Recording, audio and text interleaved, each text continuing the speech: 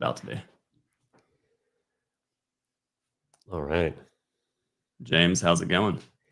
It's good. We're back. Nice to be here. Definitely. Absolutely. So, we were just talking before the stream about kind of things wrapping up in SA2 and student projects that they're submitting and getting ready to submit, and forward testing results and thinking about things that we could talk about tonight. And we're thinking that it might be useful to discuss the kind of practices and habits that really successful students have had, that have helped them continue to be consistently productive throughout the Mm-hmm. year, because it's a long program. It's a year. One of the biggest things I saw was the ones who took an idea, even if it wasn't their favorite idea, 3-bar microchannel, and they really stuck with it. And they didn't, no matter how much they wanted to deviate or switch their system, they stuck with that idea. They maybe tweaked it, maybe from a breakout and follow through to a 3-bar microchannel, but the overall idea was the same. And the ones that had the least filters and they just kept it very simple, their trades may have been less from on a day by day, but they were far more consistent, such as looking at a moving average. If the moving average, like today, if every bar is above the moving average, if there's 10 bars above the moving average, only look to buy breakout and follow through systems or setups or Mhm. 3-bar microchannel setups, and really just focus on that piece. What do you think, James? What about you? Yeah, I mean, I think that the committing to a system early makes a big difference because it's easy to switch systems, get distracted, start looking at new ideas, especially if someone is coding anything. It's very easy to get distracted by um, the code. But I think that there are a few things, figuring out how you learn, or if you don't know, the kind of patterns and conditions under which you learn most effectively, kind of taking some time before Systems Academy to think that through. Like I Absolutely. know, yeah, Brad, you were saying that you have a student who submitted fastidiously progress reports every week. Just, Yeah, 52 in a row. that's amazing. And I have a student who submits a progress report every month. But it's an epic accounting of, he does about 9 hours of PTM research and note taking every week, followed by 10 to 15 hours of system development and study, and then forward testing of his system in live markets. So, and then the progress reports account for all of that. And he just submitted the full system documentation for his system. So, Mm-hmm. and at the same time, I have other students who have developed 3 or 4 different systems.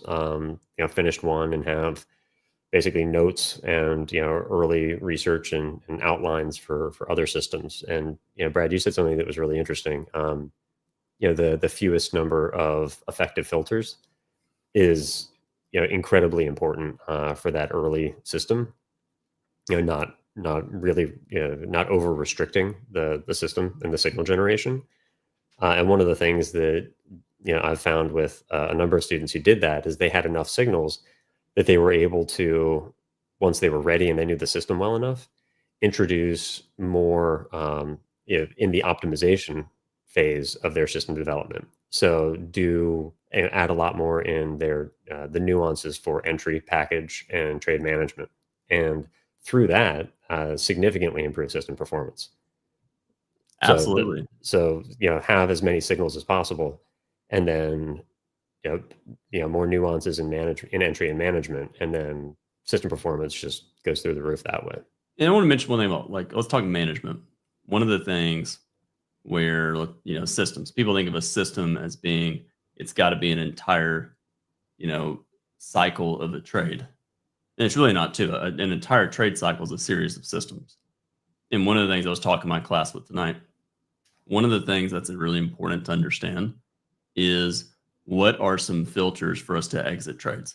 Like if you're in a small pullback bull trend, if you think about it, if you're buying and holding versus entering periodically, the exit should be about the same. And when I think about the exit, I think about like always in. When do you have to get out of this type of trade? Because if you can think about boundaries of your trading and what is a system, for example, if you're in a bull trend and you get a really big bar with follow through below the moving average, that should kill any trade that you're in. And then if you think about a trading range, what would be a strong criteria for what is a strong breakout of a trading range? And if you could really answer those questions, you can start to put kind of a filter or a barrier around your trading. So for a lot of people, one thing I would, you could work on, anyone could do this tonight or tomorrow when you watch this. Take a list of your trades, take the worst trades you have. So from worst to break even, and start categorizing those trades. Are they in a trend or a trading range? And you may find that your worst trades are either fading a small pullback trend or fading any trend or buying high in a trading range. And then think through a system. This is more kind of a discretionary, rule-based discretionary, but think through a system that would prevent you from getting in that situation in the first place. So one example, if you fade trends, would be if the market is above the moving average for X number of bars, maybe 10 bars, you're not allowed to go in the opposite direction. And what that will at least do with your trading is contain your thoughts into only looking to buy. Because what a lot of people do in Systems Academy, I had a couple of students like this. They know they want to buy the breakout. They know they want to buy the breakout, but they can't decide, do they buy the close or buy the pullback? And what they overlook is it's a strong breakout in leg one. They just need to get in the trade. And therefore, because they can't decide on what to do or what system to build, they in theory miss the trade. And so really understanding what are those main pieces of a system that are the most important? Leg one. If it's leg one in a trend, how is that different than leg one in a trading range? And if you can build categories of what to do, in other words, I like to think of trading as an overall structure, kind of framework. The market's in a trend or a trading range. If it's a trend, it's either a breakout or a channel. And really think there's some high level pieces that will give you a lot of answers as far as what systems to build for the smaller pieces. And that's one thing I really can't stress enough, whether someone never even talks to us in Systems Academy. If you look at someone like Al, he's a series of mental systems where he is going through a mental map flowchart all the way down, deciding on a trade. And that is just really important to understand. And keep things very simple. That's Yeah. probably one of the biggest things. Like I said, the best students I had, there's a bunch of them that did really, really well. And obviously the results are dependent upon the personality and where that person's at. But the ones that did really well, they just stuck to one thing and they kept it very, very simple. They didn't have 15 filters. They had one or two filters. And they tried to make it as simple as possible. And they only added a filter when they felt like they really needed to add a filter. Yep. One thing you can also do, I had a student, James, I don't know if you may have had a similar experience.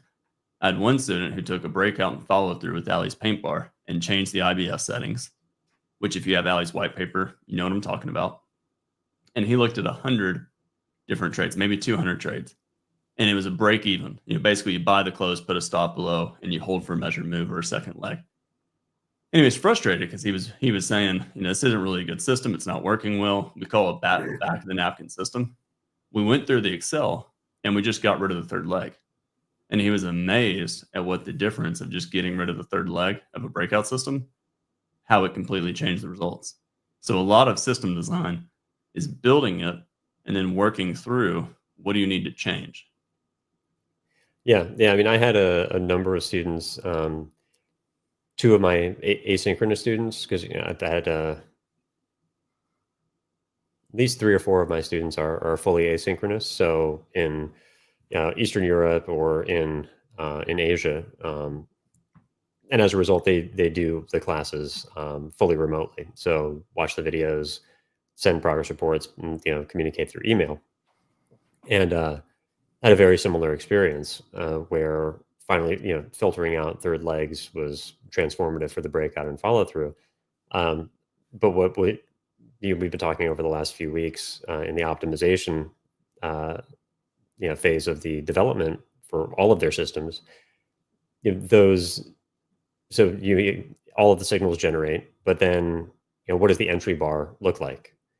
For different signals, the entry bars can be invalidations in themselves, and that was something that a lot of students had not considered.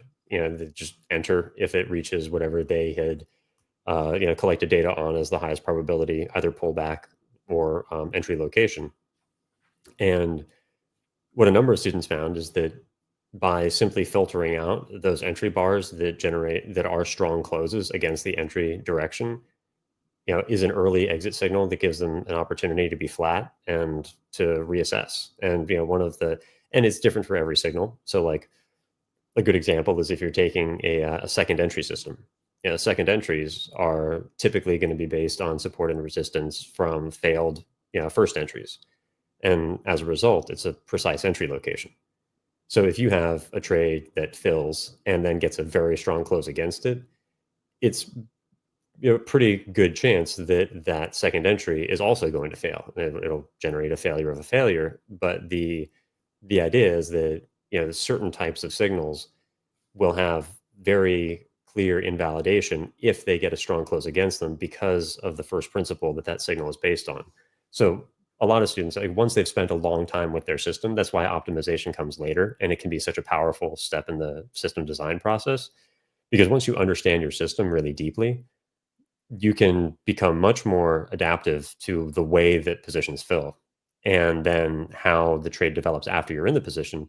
So even if you do get your expected entry bar and the say the next bar, if you have a system that is highest performing when you're in a trade between 3 and 5 bars, and you basically go into breakout mode after you get it. So if you have a bull signal and you enter on a pullback and then the market just goes sideways and you get outside inside outside, you're back in breakout mode. What's the probability that you're going to get a measured move from that, and what's the probability that it's going to be in the direction that you want, or that you entered? So there's a lot of nuance that you can begin to introduce both into the entry and management cycle once you've spent all that time both researching and then forward testing a system. And that's really where you can start to see significant benefits or significant improvements in general system performance. Absolutely. Like what you said, you made a comment about when something fails, you can capitalize on it. And one of the things that seems it's a central frustration for everybody is how does one reverse a trade so quickly? How does someone like Ali, he talks about SARs, or Al, always mentions if you have that second entry and it fails, you can usually reverse and make up the loss and a little bit of profit.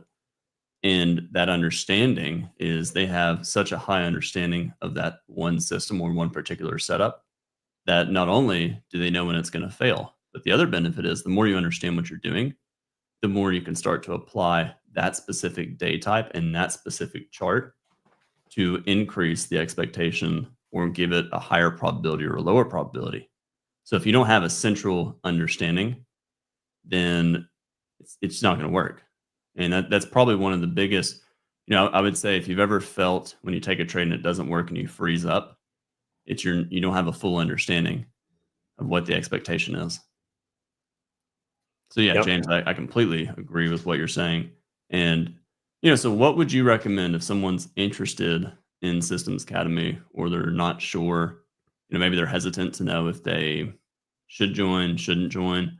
What would you say? Has there been any separator between some of your most successful and maybe the ones that weren't as successful this past year?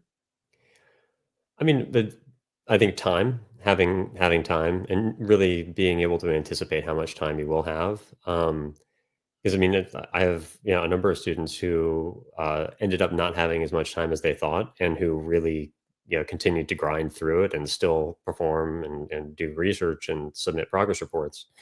But it takes a toll, and you're not able to do as much work, and it changes the emotional charge of the whole process. Hmm. And so really, figuring out how much time you will have, because once you start, it's yeah, and a number of the students who we've done interviews with, and who you can see them on the Quant Systems page. They'll talk about the kind of obsessive tendency of, once you get started with your research, it's really easy to spend a ton of time on it. And Absolutely. if you don't have that time, then it can develop, at least it has the possibility of developing kind of negative attitudes about your system's work, and it's hard to continue being productive and feeling good about yourself and the things that you're doing, if you resent not having enough time to do it the way you want. 100%. And I think that there's there are ways around that too. I've suggested to some students, if you don't, and there's different types of research that you can do. So you can do signal research, which requires very, very deep study of signals and the nuances and collecting data and managing your spreadsheets and figuring out how to optimize that process so you can effectively, parse all the data and then analyze it. But there's also context research, and context research can be a bit more adaptable. And one of the things that I've suggested is, when students move through periods where they're busier and don't have the time to do signal study, that they just do more context study, because you don't have to have that really fine tooth comb. You can do, I mean, it's still very, intense study, but you don't have to manage as much data Mhm. collection. It's more of, looking through hundreds and hundreds of charts, taking notes on them. And it's actually the reason I built the context dashboard, is so for students who are in that process, in that phase of their research, they can just print out a ton of charts that are all variations of some context phenomenon, and then sit down and just have those in the background if they're busy, or whatever the case might be. Because that being able to diversify when you are busy, that I think that makes a big difference of being able to stay focused and engaged in your process without feeling resentful of not being able to do one thing or another. Absolutely. Yeah, that's a very good way to put it.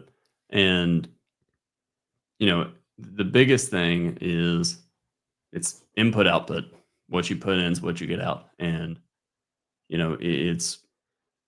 it can be systems academy can be a fun thing to sign up for. But even if you sign up, it's day one, it's still a year. And it's still a year amount of work. One of the things I saw from a handful of my students is they really bonded together, and quite a few of them actually started working together. They'd watch the market together, they'd trade together, they knew each other's system and what they were trying to do. And when they'd be in the market, they would actually, because they're not dealing with codes, they're just looking at the chart. But they would help keep each other in line, as far as this person's trading a micro channel system, but yet they just bought the low of a bear bar, and it's not part of their system. And therefore they would actually, kindly guide the person back to what they should be doing. And so there's even more accountability with that. And the biggest thing with it is, if you're going to sign up, I would challenge everyone to meet their classmates when it does start, and really build and foster those relationships, because that will also make the work more fun. And we, to that point, we actually built a Discord group that has a live trading room in it. So whether students meet outside of that, or just go into Discord and jump, when the market opens, jump in the live trading room and just be able to talk with anyone else in SA2 across all three different, whether it's my class, Brad's, or Ali's class. And even the years Um, before. and yeah, and anyone, they all still have access to it, all of the previous cohorts. So Absolutely. anyone can jump in there and, share their screen, chat and talk about, either whatever they want to discuss. So there's a lot of opportunity for, yeah, feedback, whether it's from us or from other students, live or asynchronously. There's lots of opportunity for that kind of connection. Absolutely. Do we Well, do we have any questions, or are we question free? I think we're question free, so we'll wrap this one up All and right, post another one here in a few days. Great. Yeah. We'll see if any questions come in on the video. We'll answer them there, and then start from that on the next one. Very cool. Thanks, Uh, Jan. See everyone later. Good night.